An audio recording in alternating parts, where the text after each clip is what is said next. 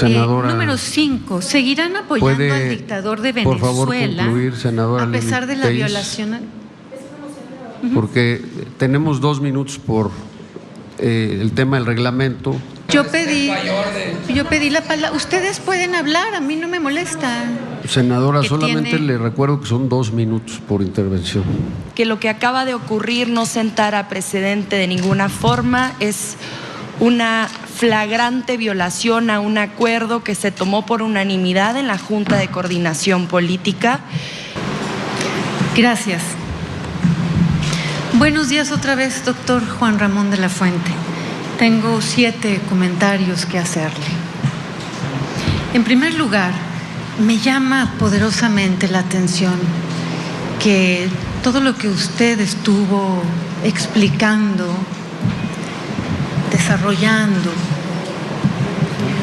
sobre el liderazgo que usted dice que México obtuvo en el gobierno de la Cuarta Transformación, todo ese discurso de usted triunfalista, en el sentido de que ahora México es más respetado y es más visto y es más importante en el concierto internacional, pues se vienen abajo sus palabras, quedan destrozadas sus aseveraciones ante la terca realidad, porque la realidad es que la toma de posesión de la presidenta Claudia Sheinbaum ha sido la más desairada, sin precedentes en la historia de México.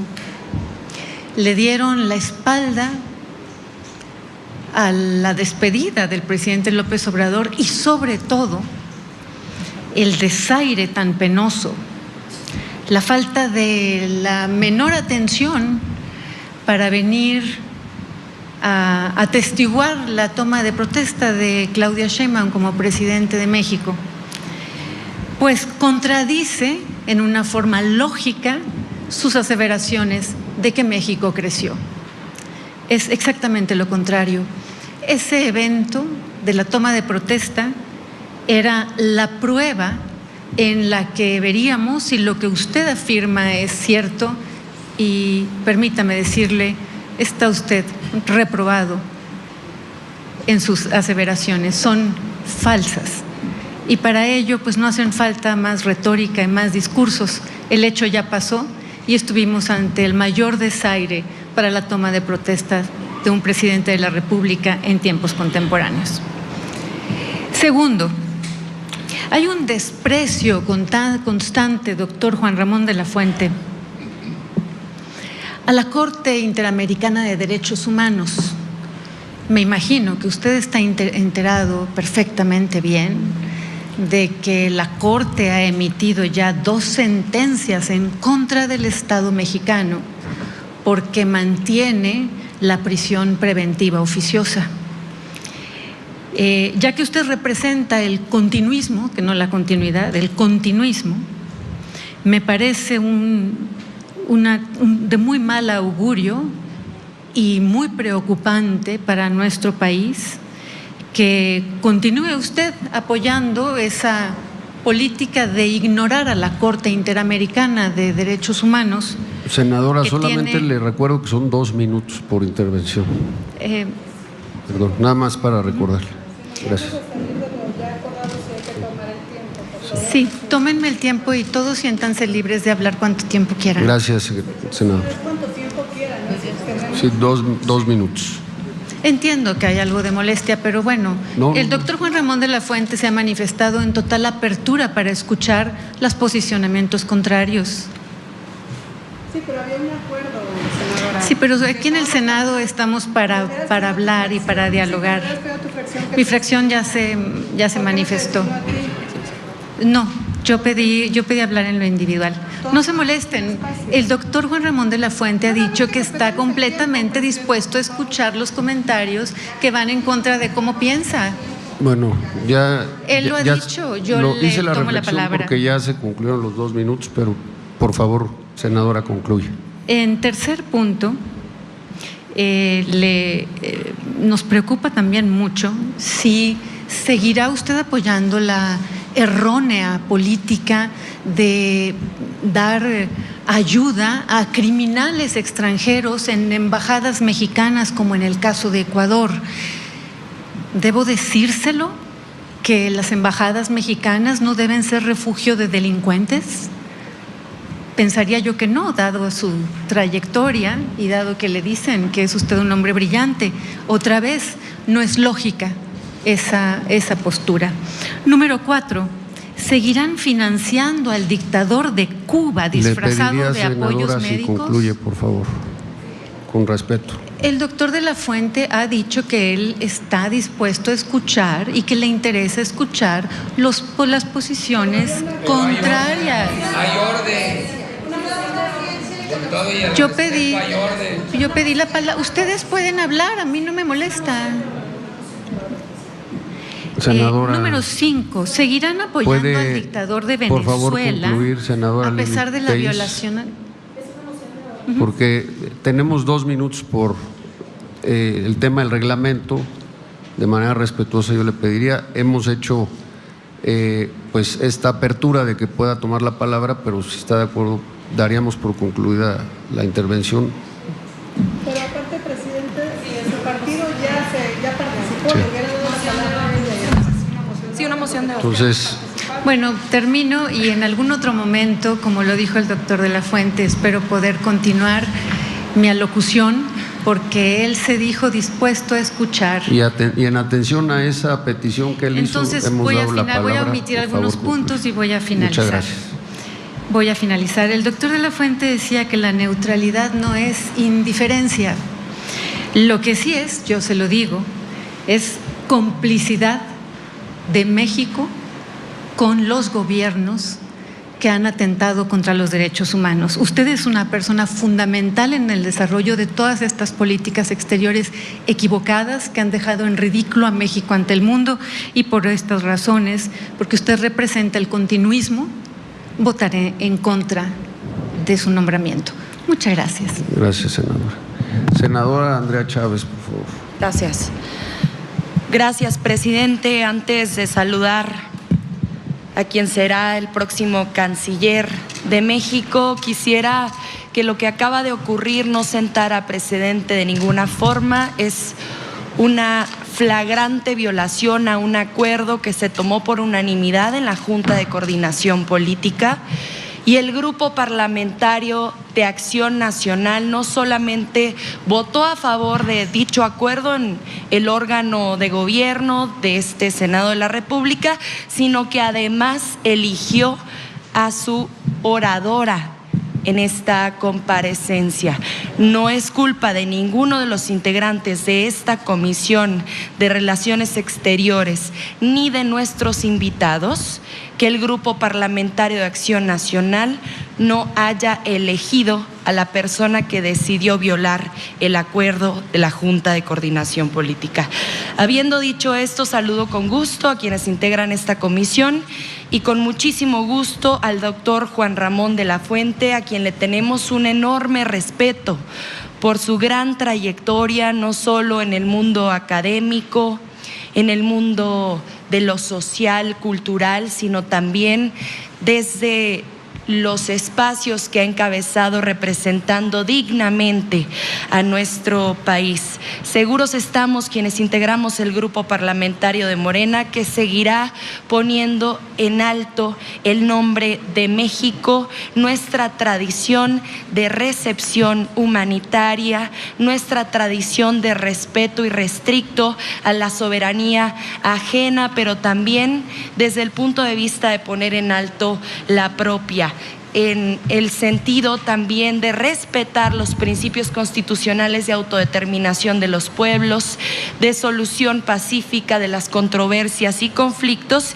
de la cooperación internacional y los principios de no intervención. Y aquí me gustaría hacer un paréntesis, lo que sucedió con Ecuador, y me gustaría que profundizara quizás quien será el próximo canciller acerca de por qué los consulados y embajadas mexicanas en otros países están considerados territorio mexicano, siendo así como antecedente que el gobierno del Ecuador pues cometió una flagrante violación al territorio mexicano. Me gustaría que profundizara a ese respecto, así como que profundizara por qué ya no seremos lo que habían sido otros gobiernos, cuando eran candil de la calle y oscuridad de la casa, desde el comes y te vas hasta el operativo rápido y furioso que inundó de armas nuestro país. Que profundice cómo se va a fortalecer la cooperación internacional, particularmente con el gobierno de Estados Unidos, para evitar el trasiego ilegal de armas, para evitar el trasiego ilegal de drogas y estupefacientes, para poder así mejorar la seguridad de nuestros municipios fronterizos, del interior de la República Mexicana, de las 32 entidades federativas, y cómo es que la Secretaría de Relaciones Exteriores se coordinará con la Secretaría de Gobernación encargada de conducir la política interior, que está íntimamente relacionada con la tarea que él habrá de encabezar. Anuncio, como hizo nuestro compañero senador Eugenio Segura Vázquez, que el grupo parlamentario de Morena acompañará con unanimidad su nombramiento, con profundo orgullo y con profundo cariño también. Muchas gracias. Gracias, senadora. Seguimos con la orden del día. Muchas gracias, doctor de la Fuente, por sus intervenciones muchas gracias. Sí, enseguida damos el uso de la palabra al doctor Juan Ramón de la Fuente para dar respuesta a los cuestionamientos de las senadoras y senadores, hasta por 10 minutos.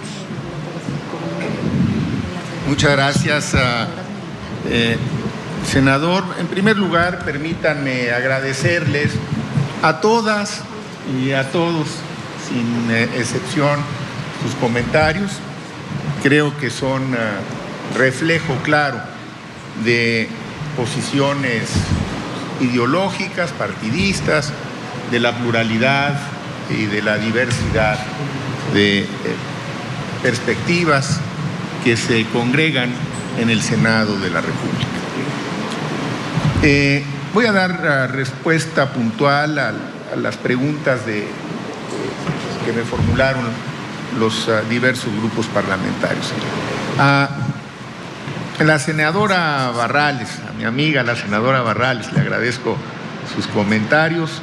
Yo también reconozco su trayectoria y sus planteamientos son dos muy puntuales. La revisión del TEMEC en primer lugar. ¿Cómo vamos?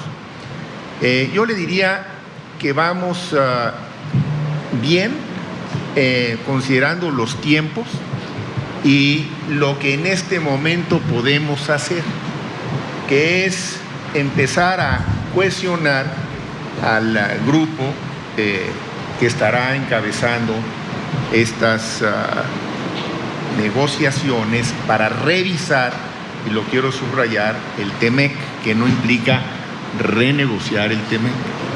Y lo estamos haciendo de la mano del sector privado, con una muy nutrida participación de los organismos empresariales, que están ya desde luego participando también activamente. Y por el lado del gobierno, la Secretaría de Economía señaladamente trabajando de cerca con la Cancillería.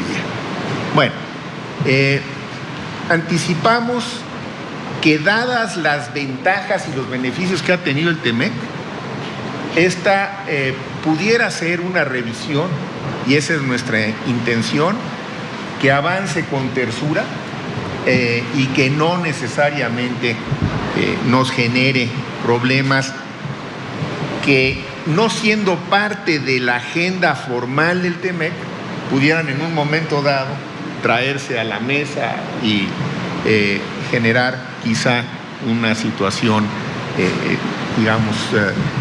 que no está prevista. Pero estamos preparados, porque sería ingenuo no estarlo. Y esto me lleva a comentar algunas otras preguntas sobre nuestra relación, sobre todo con los Estados Unidos, pero también con Canadá.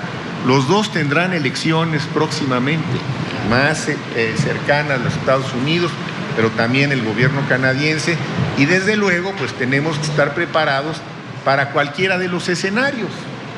Es decir, somos muy respetuosos de los procesos electorales, nuestros principios, por supuesto, constitucionales, que ya no es necesario reiterar, son la brújula, las que han guiado en todo momento nuestra política exterior, y en mi opinión son adecuados. El tema de las armas, senadora, el tema de las armas es uno de los muchos temas que muestran justamente el liderazgo de México. México tuvo la iniciativa de presentar una demanda ante tribunales norteamericanos que está muy bien estructurada, tan bien estructurada que ya llegó a la Suprema Corte de Justicia de los Estados Unidos. Independientemente del fallo de la Corte, el hecho de que la narrativa mexicana esté en ese nivel de discusión en los Estados Unidos es sin duda un paso en la dirección correcta. Quienes piensen que el tema de las armas es un tema del tráfico de armas, es un tema sencillo, pues simplemente no lo entienden. Con mucho gusto se los podría explicar, toma un poco más de tiempo, no lo haré en este momento, pero con mucho gusto se los puedo explicar. ¿Qué anticipo yo? Tenemos dos demandas. La que se planteó en Boston, que es la que llegó a la Suprema Corte, y otra que tenemos en Arizona. Bueno, imagínense ustedes contra quiénes estamos luchando en esos tribunales. Contra uno de los grupos económicamente más poderosas de una de las economías más poderosas del mundo. Y sin embargo se pueden dar pasos adelante. En el Consejo de Seguridad de la ONU, donde, por cierto, cualquiera que quisiera puede revisar la bitácora de la ONU para constatar el número de elecciones que ganó México durante los casi 5 años que estuve allá. 37, ganamos todas. Ningún otro país ganó tantas elecciones en ese lapso. No lo digo yo, ahí está en la ONU, a mí me tocó participar. Pueden también revisar cuál fue el país que durante los 2 años que estuvo en el Consejo de Seguridad logró que se aprobaran más resoluciones de todos los 15 países que estuvieron ahí.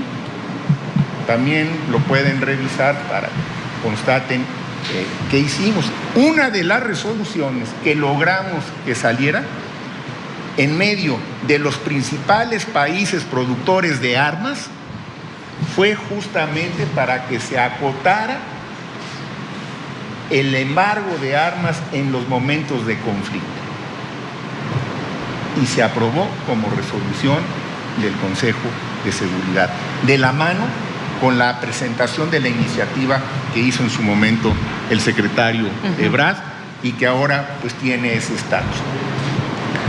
No sé qué va a decir la Suprema Corte, obviamente es una Suprema Corte conservadora, hay que ser cautelosos, pero el hecho de estar ahí creo que ha sido un avance importante. Esta lucha la va a ganar México, no sé exactamente cuándo, porque estamos contra una fuerza muy, muy poderosa que evidentemente va a defender sus intereses con todo.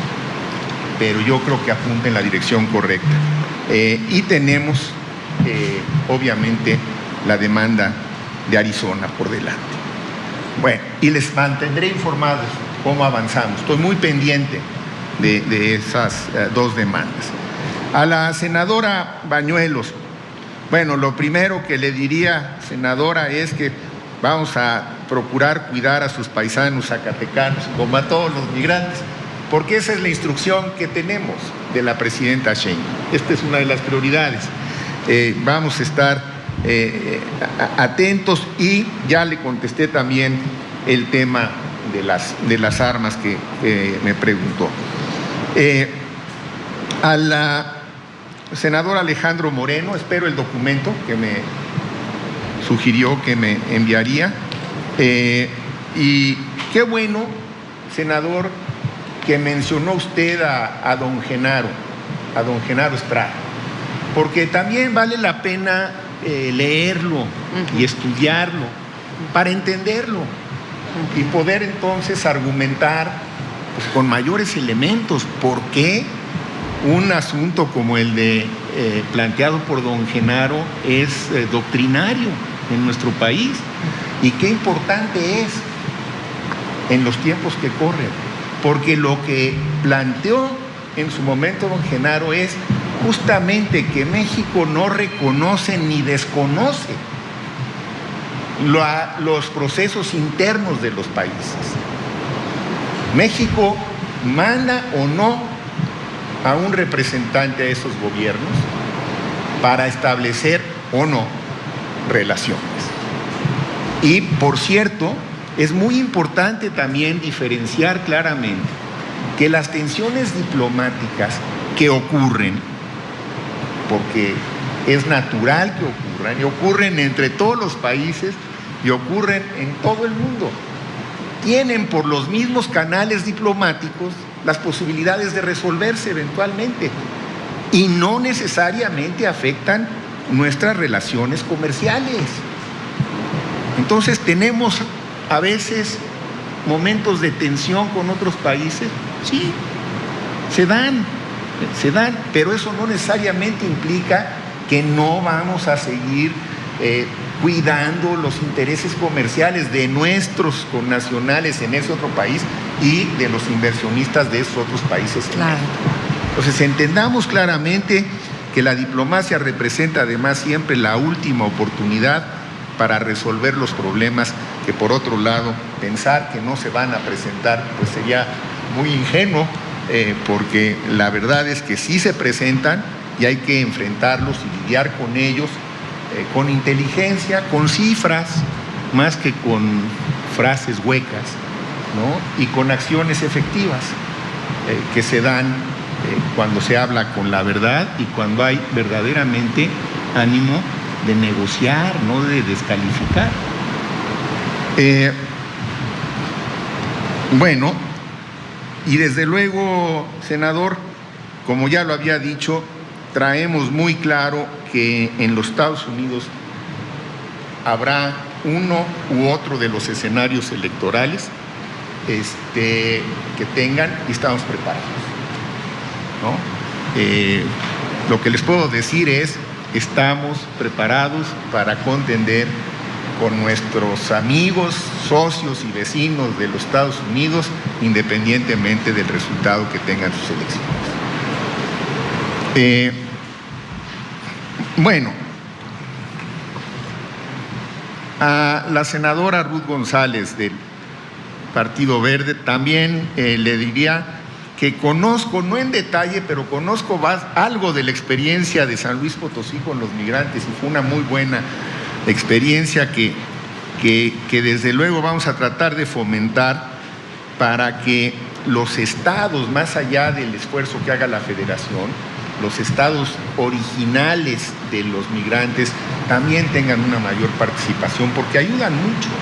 Las necesidades que tienen nuestros connacionales, la verdad es que en algunos casos son muy, muy grandes y desde luego tenemos aquí que sumar esfuerzos para tratar de ayudarles lo mejor posible y tenga usted la certeza que la Agenda 2030 y los Objetivos para el Desarrollo Sostenible o Sustentable, hay quien lo dice de una manera o de otra, yo uso las dos para que no haya problema, pues sí, es algo que tenemos que retomar al igual que muchos países. A ver, los ODS representan, en mi opinión, probablemente la iniciativa más trascendente de las Naciones Unidas de los últimos años. Y lamentablemente, las evaluaciones que se han hecho a nivel global muestran que vamos rezagados, el mundo va rezagado, ¿no? Los temas ambientales son fundamentales y nos están rebasando. Por eso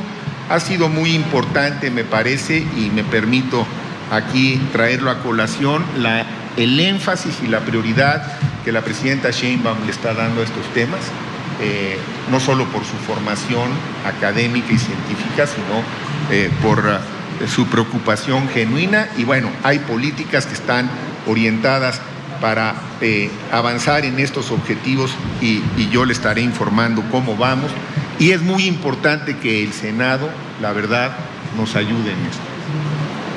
Cada uno de ustedes puede ayudar muchísimo a impulsar las agendas locales, las agendas regionales en torno a los ODS. No es, esto está planteado desde un principio, no es una tarea del gobierno federal exclusivamente, son los gobiernos estatales y municipales y desde luego muchísimas organizaciones de la sociedad civil que han hecho grandes contribuciones y que necesitan seguir estando muy involucradas. A la senadora María de Jesús Díaz Marmolejo, gracias también por sus comentarios y también tomo muy en cuenta a sus paisanos aguascalentenses que están de aquel lado. La diáspora mexicana ha crecido ya de todas las entidades federativas. En algunos estados se concentran más de una región que de otras, pero en realidad ya tenemos connacionales de todo el país. Y yo le diría, senadora, que en la visión estratégica que me plantea, creo que algo que vale la pena que consideren es la incorporación conceptual de la frontera sur como parte también de la frontera norte. A ver, creo que una concepción que la realidad, aquí sí la realidad nos muestra a veces, ¿no? Aspectos que no habíamos visto. Y esta es una de ellas. Nuestra frontera sur se vuelve crítica si queremos mejorar y modernizar nuestra frontera norte. Por ello, cuando hablemos de la frontera norte hay que voltear al sur y ver todo lo que tenemos que hacer ahí. Si trabajamos como me lo propongo y si ustedes me ayudan, seguramente tendremos mejores posibilidades de avanzar. En la frontera sur, generar ese polo de desarrollo, avanzar en estas visas como las que les decía yo, que ahora permiten hacer gestiones desde allá, tener mejores refugios para los campamentos para los migrantes, atender sus necesidades y las de sus familias, trabajar con la Secretaría de Bienestar, trabajar con la Secretaría de Trabajo para también aprovechar esa fuerza laboral.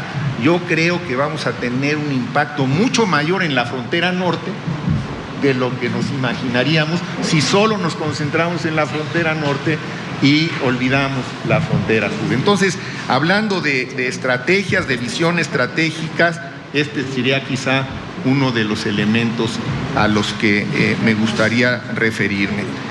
Y a la senadora Segura de Morena, pues le digo lo mismo de sus paisanos quintanarroenses, pero además ahí vamos a tener también que trabajar de cerca con la otra parte de nuestra frontera con Belice, ¿no? Que no representa por fortuna una problemática tan compleja como la que colinda con Chiapas y con Tabasco, pero que no deja de ser de todas maneras importante. Y desde luego le diría yo que para el apoyo a la promoción turística y seguir con la promoción comercial, sí tenemos en la Cancillería áreas específicas que vamos a trabajar de manera más intensa, diría yo, y de mejor coordinación con la Secretaría de Turismo y desde luego con la Secretaría de Economía. A ver, la Cancillería mexicana tiene múltiples interacciones con otras secretarías del gobierno federal y la presidenta Sheinbaum nos ha encargado mucho que tengamos la mejor coordinación posible con cultura de manera muy importante. Ahora con la nueva Secretaría de Ciencia, Tecnología e Innovación, que siempre ha sido importante, con turismo, por supuesto, con economía, pues por mencionar 4 de las más importantes, ¿no? Pero también, por ejemplo, con el deporte ahora, tenemos pronto el campeonato mundial y también tenemos que apoyar para que sea una actividad que salga bien el campeonato mundial de fútbol. Y solamente, pues digamos, un apunte, porque ya van varias intervenciones que escucho diciendo que la toma de posición de la presidenta Sheinbaum fue desairada. A ver, yo los invito, no les voy a decir yo las cifras de jefes de Estado que vinieron a otras tomas de posición en el pasado. Así es. ¿No? Pero no confundan, por favor, los jefes de delegación acreditados con los jefes de Estado y de gobierno, porque esa es una confusión elemental. Fíjense ustedes que, por ejemplo, a la toma de posición de la presidenta Sheinbaum vinieron acreditadamente 105 delegaciones, acreditadamente. Pero si confundimos y decimos que fueron 105 jefes de Estado, pues estaríamos diciendo una gran mentira. Pero ahí están los datos también, para no entrar en discusiones. Revisémoslo, y si una vez, y si alguien no los tiene, se los mando con mucho gusto. Eso sí. Y si una vez que se revisen hay alguna duda, con muchísimo gusto seguiré yo muy dispuesto a escucharlos, pero sobre todo siempre también muy dispuesto a contribuir en la medida de mis posibilidades a que en el Senado se cumpla cabalmente con los acuerdos parlamentarios. Muchas gracias.